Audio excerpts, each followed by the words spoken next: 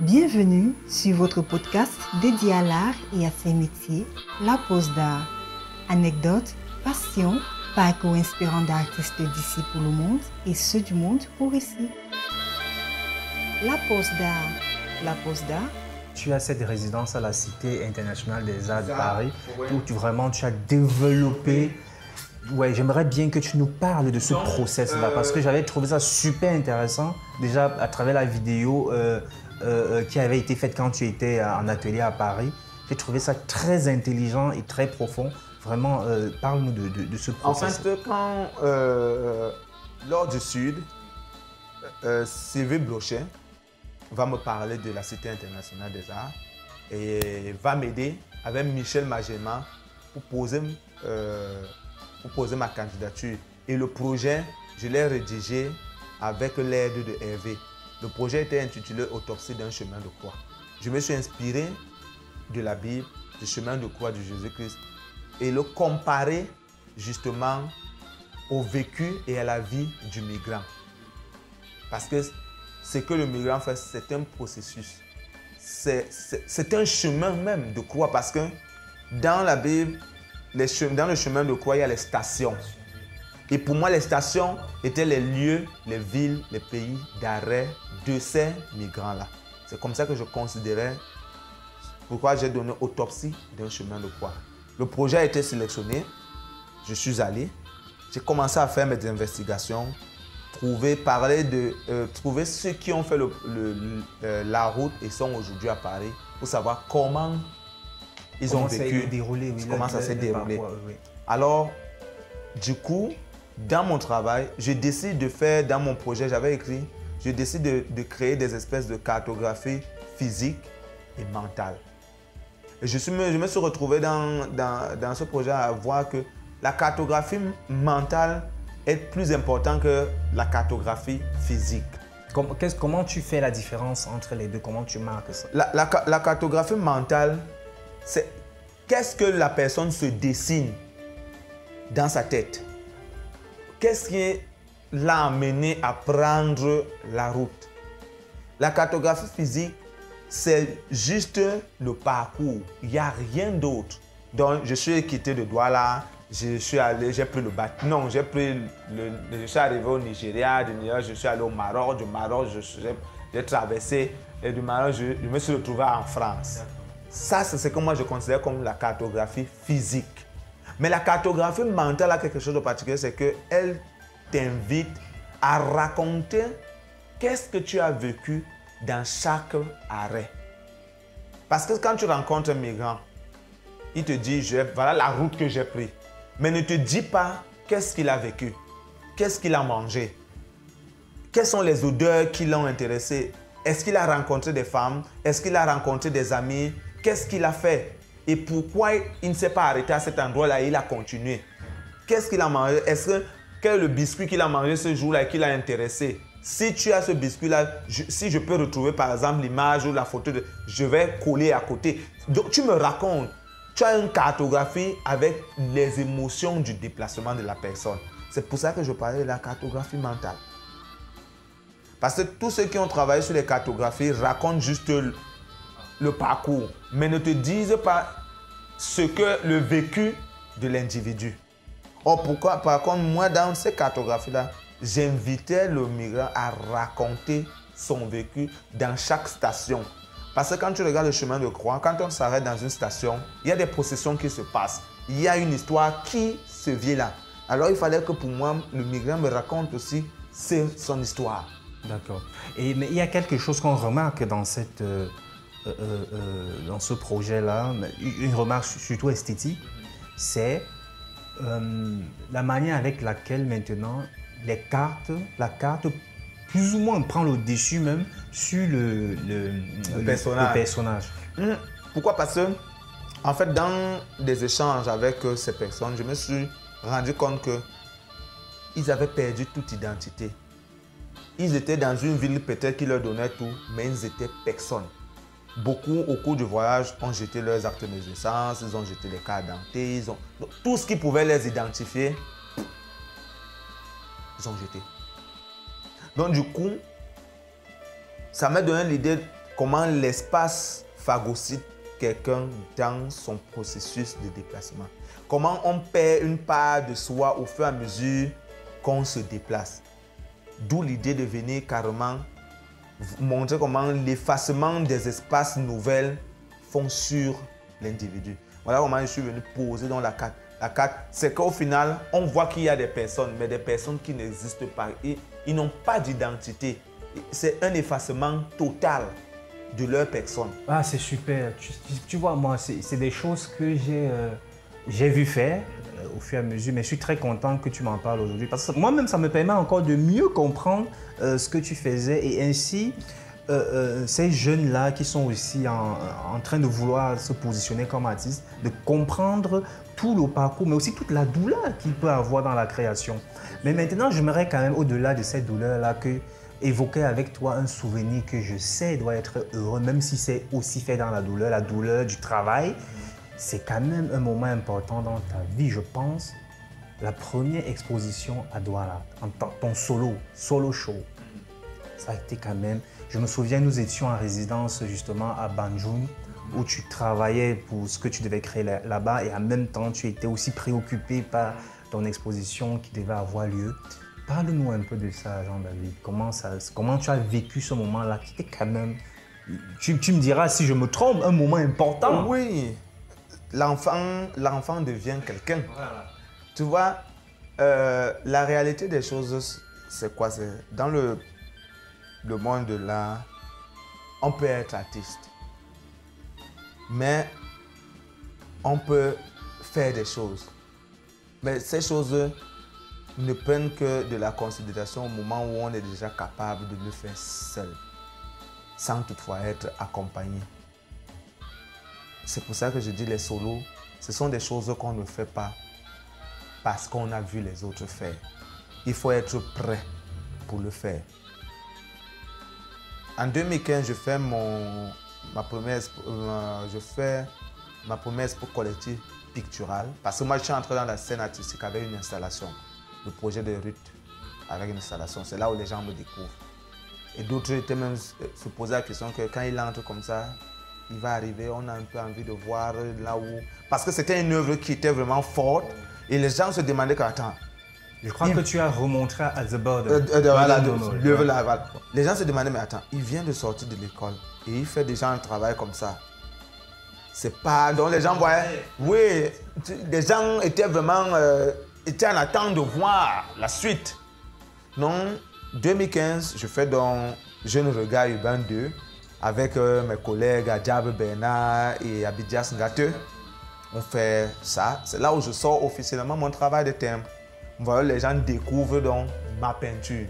Et le challenge justement de ce projet était, on va suivre ces artistes et celui dont le travail va se démarquer après cette expo aura la lourde tâche de faire une exposition individuelle. Bon, les choses se sont passées de telle sorte que je suis celui qui soit choisi pour faire cette expo. Je voulais véritablement refuser de faire cette expo parce que je me disais que je n'étais pas prêt. C'est Hervé qui m'a dit non, tu es prêt, tu peux le faire, non, lance-toi.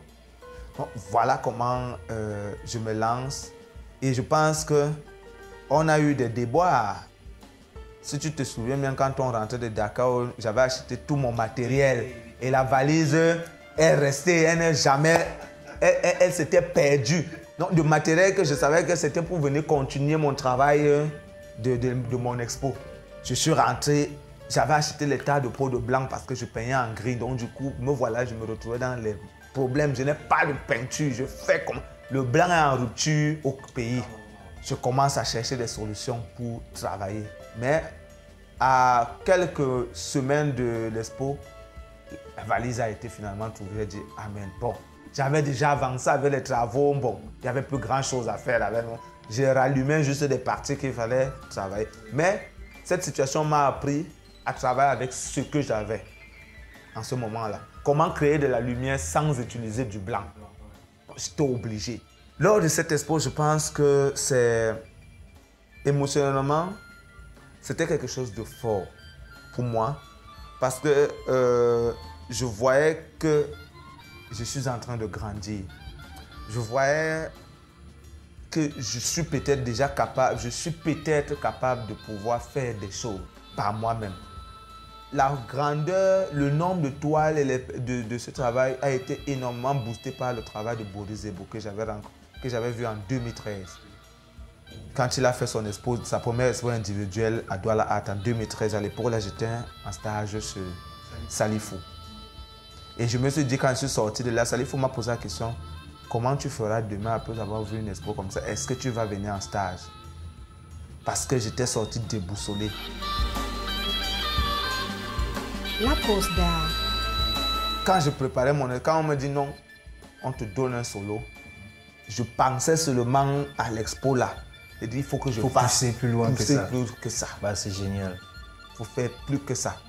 Donc, je pense qu'à mon niveau, j'avais donné le meilleur de moi à cette époque-là. Et crois-moi, ils sont nombreux qui croyaient que tu ne pouvais pas faire mieux parce que tu avais poussé, quoi. Moi, j'avais eu la chance d'être quand même témoin de ça, c'est-à-dire de nos discussions à Banjul ou même quand je suis venu te voir en atelier et tout. Et vraiment, tu avais bossé, gars. Dans la tête, en fait, moi déjà, je me disais, mais faire plus que ça, peut-être c'est mourir, quoi. Tu vois ce que je veux dire? Non, parce que tu avais poussé le truc. Mais après, il y a aussi quelque chose d'important qui a suivi par la suite. C'est ton rentrée dans le marché de l'art de manière à l'international. Et c'est bien j'aimerais aussi qu'on aborde vraiment ce phénomène-là, cette démarche-là, parce que on sait aujourd'hui, des fois, il y a des jeunes qui, étant encore beaux-arts, rêvent déjà à des milliers d'euros. C'est-à-dire, il peint son truc dans sa chambre et lui, c'est les milliers d'euros. Il faut que maintenant là, que tu nous édifies sur ce marché-là. Déjà de savoir comment ça s'est passé, comment ça en arrive à ce que tu rentres dans ce marché. Je crois le premier avec lequel tu as signé, c'était Jack Bell.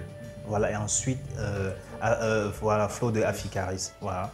Et puis il y a eu je sais pas, peut-être des dizaines de fois déjà maintenant aussi, c'est même un peu plus. Mais concentrons-nous déjà sur les débuts. Tu fais cette belle exposition, vraiment qui est restée dans les mémoires à Douala Art. Et après, il y a cette signature, ce contact de Jack Bell. Comment ça se passe, Jean-David? En fait, le contact avec Jack Bell avait débuté en 2015. Moi, je n'étais pas au courant. Quand on a fait Jeune Regard Urbain, Douala Art a décidé d'envoyer les images des artistes qui ont exposé. Bon, la sélection s'est posée sur Adjab. C'est le travail qui l'intéressait. Il avait aimé mon travail, mais il trouvait que je n'étais pas encore prêt par rapport à ça. Je continue mon travail. Je fais mon expo solo. Il revient à la charge en 2016, demandant à Douala Art quels sont les travaux que David a fait. On lui montre. Il dit, c'est pas, tu vois. On m'explique tout ça. Je leur dis, mais pour le moment, c'est sur ça que je suis. Je ne peux pas me mettre à faire un travail dont je ne sens pas. Alors, si ce n'est pas un travail qui l'intéresse, je ne peux pas changer mon travail, non. Il attendra le jour, comme je vais au futur, je ne sais pas encore, mais pour le moment, c'est là où je suis. Donc, je fais avec ce que j'ai là. J'avance. Alors, quand je commence dans mon travail après la résidence, parce que c'est après Banjul Station que je commence à travailler sur les cartes. Après avoir vu le travail, je commence à faire mes collages. Je me souviens même avoir fait les photos. Ouais, de ça, ouais. Je rentre, je commence à faire des collages de papier. Là, je faisais mes cartes vraiment à la main. Donc, j'ai commencé à étudier les cartes. J'ai trouvé les cartes routières que j'ai commencé à représenter dans mon travail. D'où est sortie l'œuvre que j'ai présentée à l'ouverture de la GACI. Avec, voilà. Commissariat par Landry Bassi. Voilà les premières œuvres qui sont sorties. Après, continue-moi toujours des recherches sur les cartes. Dans Internet, je tombe sur les cartes géologiques. Je ne savais même pas. C'était tellement beau, les couleurs. J'entre là, je commence à fouiller. Je vois les propositions que ça me fait. Je dis waouh! Voilà comment je pique la carte géologique et je commence à l'utiliser en fond dans mon travail. Diane Dengako va voir ce travail et elle va me proposer ça à une dame de Actual Gallery. La dame va aimer le travail, une Libanaise, Et elle va contacter Diane, bon, qu'elle voudrait me rencontrer, qu'elle va venir au pays. Diane m'a dit, j'ai dit ok, il n'y a pas de souci. Donc voilà comment la dame va venir. Ça, c'est mon premier contact avec une galerie. C'était Actual Gallery. Elle va prendre les 2 toiles, les 2 premières toiles que je vais faire dans cette esthétique-là.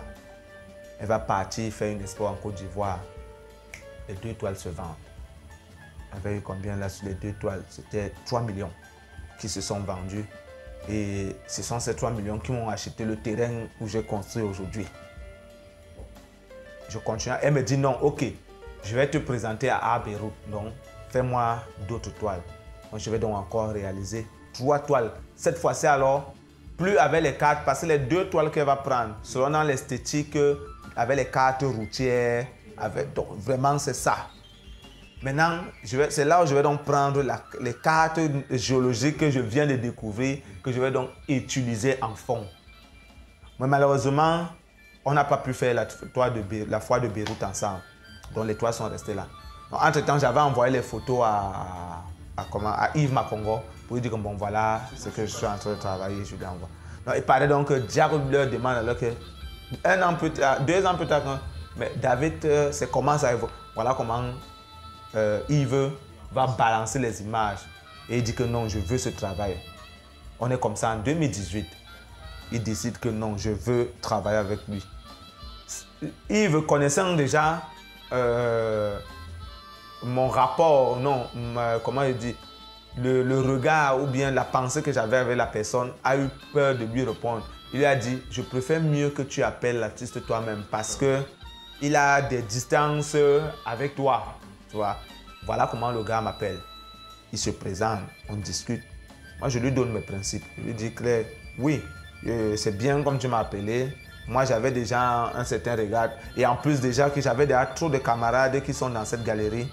Pour moi, être dans cette galerie encore, allait être comme si c'était devenu la maison des Camerounais. Ça ne m'intéressait plus. Je voulais aller ailleurs.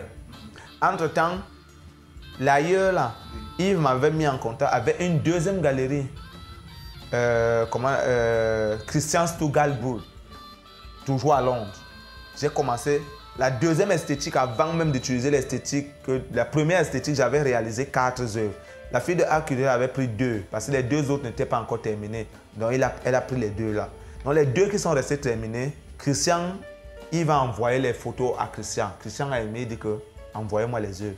On lui a donc envoyé les œuvres. Je crois que j'avais fait 1, 2, 3 pièces. On lui a envoyé ça, qu'il a vendu. Maintenant, Yves lui dit que, ok, comme le travail t'intéresse, que tu vois que faut que tu signes, qu'on fasse un contrat. Le gars a tourné. Il dit non, attends, machin. 2 semaines plus tard, que Yves lui dit, signe un contrat avec le petit et vous continuez. Jack revient.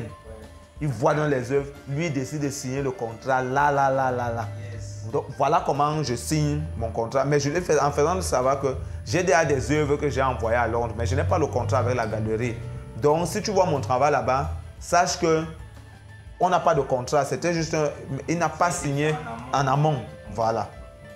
Donc voilà comment aujourd'hui, la galerie en question regrette pourquoi oui, chaque fois on est resté de très bons amis, mais chaque fois qu'on parle, il dit c'est la plus grosse erreur que j'ai faite avec toi, de ne n'avoir pas signé. Mais dis-moi, il y a une question qui me brûle les lèvres, c'est de savoir, tu sors de l'école où, en aucun moment, aux Beaux-Arts ou même à l'Institut de formation d'artistique de Mbalmayo, il y a des unités d'enseignement sur le marché de l'art, sur comment on vend son truc, et tu te retrouves face to face avec une grosse galerie comme Jack Bell.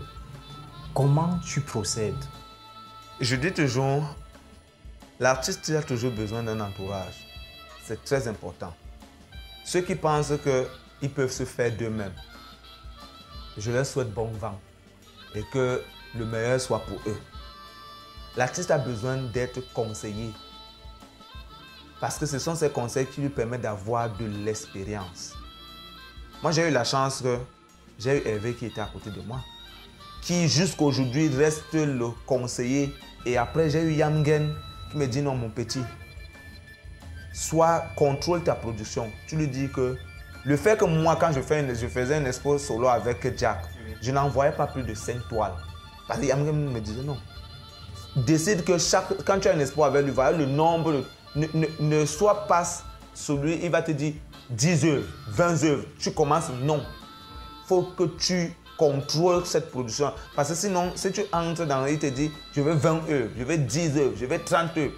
Il va t'épuiser avant le temps et tu n'auras plus le temps de continuer ta recherche et développer ton travail. Parce qu'il va tellement t'habituer que ça se vend et tu vas rester dans cette manière de faire.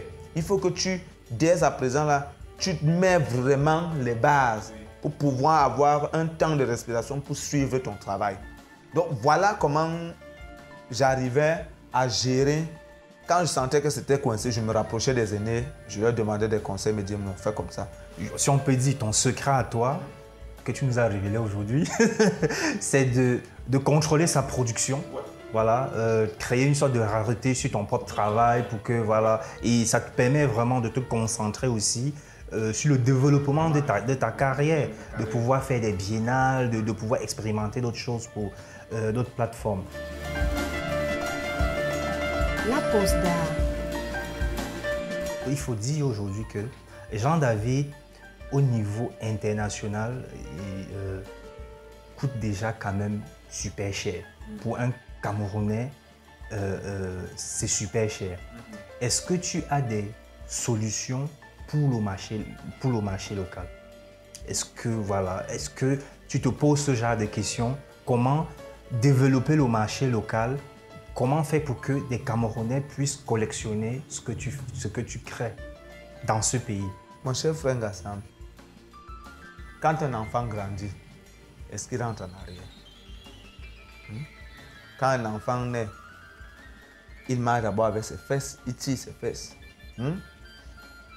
Les gens sont derrière lui pour l'aider, l'encourager, le soutenir. Après, tu vas voir un tonton va venir, il va commencer à ramper. Un jour, un tonton m'aide, va commencer à venir le soulever comme ça pour le forcer à marcher. Et quand il va commencer à marcher, il y a d'autres qui vont le prendre en charge. Quand il va commencer à courir, il y a une autre classe de personnes qui vont commencer à le prendre. Quand il va falloir maintenant s'éduquer, c'est une autre strate de personnes. Je ne sais pas si tu as compris. J'ai compris. Je comprends la métaphore. La métaphore. Je comprends la métaphore, voilà. Oui. Alors, pour dire qu'un artiste, quand il avance, il avance. Parce qu'on ne va pas toujours rester dans un contexte où il faut toujours penser à l'arrière. Ce n'est pas de la danse bafia que nous faisons. On ne peut pas faire un pas en arrière et faire un pas en avant et 2 en arrière. On grandit. Et c'est tout à l'honneur des artistes du terroir. C'est tout à l'honneur de l'image du pays. Bien sûr, je suis d'accord. Est-ce que tu vas dire à quelqu'un comme Barthélémy Togo de venir te vendre une aquarelle parce qu'il faut qu'il pense... Non. C'est bon. Pour être franc avec toi, à Barthélémy, le jour où je ferai cette émission, ce podcast avec lui, je lui poserai la même question. Je lui poserai la même question parce que je me dis, oui, aujourd'hui, nous avons le vent en poupe. Je vais dire l'art contemporain africain, mais toi et moi, on sait, toute mode finit par passer. Quand elle passera, si nous, au niveau local, nous n'avons pas développé un certain marché, peut-être peut-être nous, toi et moi, nous ne serons peut-être plus là, mais ceux qui seront là, ils vont s'en mordre les doigts, tu vois. C'est pourquoi je pose cette question. Et tu n'es pas le seul à qui je pose... Ils vont s'en mordre les doigts, ça ne sera pas de la faute de l'artiste.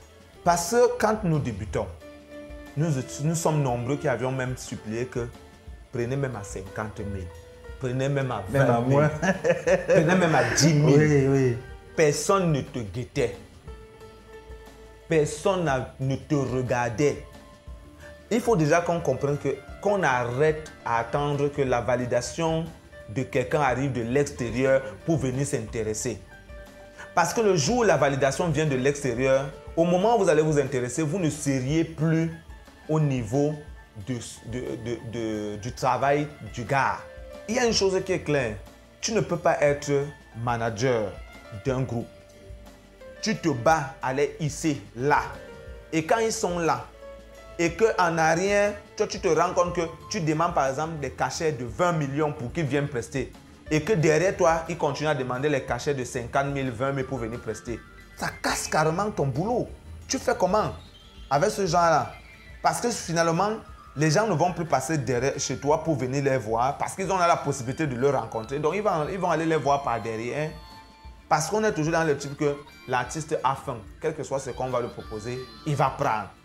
Moi, je dis et que les gens, les jeunes étudiants et des artistes en devenir comprennent ça. Moi, Jean-David Cole, j'ai connu ce qu'on appelle dormir affamé. Il y a des choses parfois qu'il faut avoir le temps pour raconter aux gens. Les gens pensent que tout est venu comme ça. J'ai dormi affamé et j'ai eu même l'intention, moi Jean-David Cole, de faire la migration, de prendre la route pour partir. Parce qu'à un moment, en 2013-2014, je n'avais pas d'issue, je ne savais même pas où me tenir. Manger était difficile. C'est parce que j'ai eu des gens, les gens qui ont eu côté, qui étaient là, que psychologiquement, ils m'ont restabilisé, m'ont dit non, ça va aller. Continue à travailler, ça va aller. Les Hervé étaient là, non, boss, mon gars, boss, ça va aller, ça va venir un jour. Vous pensez que qu'est-ce qu'on va obtenir ici sans douleur? Les jeunes, pour moi, pensent que tout s'obtient avec la facilité. Si tu n'as pas souffert, je suis désolé, tu ne connaîtras même pas la jouissance et le bonheur de ce que tu vas avoir. Je n'ai pas dit, je ne souhaite pas la souffrance à tout le monde, mais à un moment, dans cette vie, rares sont les artistes qui sont nés dans l'opulence. Rares sont les artistes qui sont nantis de familles très riches. Tous sont passés par des souffrances d'endurance. Et c'est dans cette endurance-là qu'ils ont puisé leur force pour travailler. Et c'est dans cette endurance qu'ils ont fait les plus belles créations qu'ils ont eues. C'est ça. On a par exemple un exemple très très célèbre dans le monde, Basquiat, qui est né d'une famille plutôt moyenne, aisée on peut même dire, mais qui est parti de là, a traîné dans la rue. Et c'est dans la rue qu'il a commencé à faire ses œuvres vraiment les plus fortes, comme si c'est dans la boue qu'on puisait la beauté. À suivre donc la pause d'art. Merci à vous d'être si nombreux à nous écouter. Nous vous donnons rendez-vous la semaine prochaine pour aller à la découverte d'une histoire intimement liée à l'art. La pause d'art est une idée d'Yvon Gassam. Voix off, Solange Nembe. Musique, Tumo. Mixage, Ralin Gangmo. Réalisation, Yvon Gassam. La pause d'art est un podcast produit par African Entertainment avec le soutien du laboratoire de théâtre de Yaoundé, Otni et de Satek Records.